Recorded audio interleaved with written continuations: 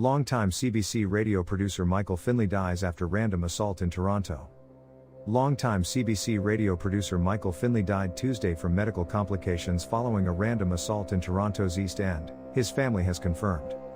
In a note to staff, Cathy Perry, CBC's executive director of newsgathering and operations, said he will be remembered as an exceptional storyteller, documentary maker and editor. Finlay retired from CBC in 2010 after working at the public broadcaster for 31 years. Perry said Finlay traveled the world to produce radio documentaries for a number of programs, including Sunday Morning. He was later an editor for World at 6, where he was famous for his knowledge of the news. He pushed journalists and producers to tell great stories, Perry wrote. Michael had firm ideas about writing, story and structure, and a vet could be a challenge, but nearly every reporter he ever worked with said their story was made better because of Michael. In the afternoon of January 24, Finlay was assaulted by a stranger as he walked along Danforth Avenue, a busy thoroughfare known for its many shops and restaurants, Toronto police say. Though they did not identify Finlay by name, police said in a news release that the victim in the attack fell to the ground and suffered serious injuries as a result. They described the suspect as a man in his 20s, about 6 feet tall with a slim build. He was last seen wearing a red paper mask with flames on it, according to police, as well as a black sweater and black pants.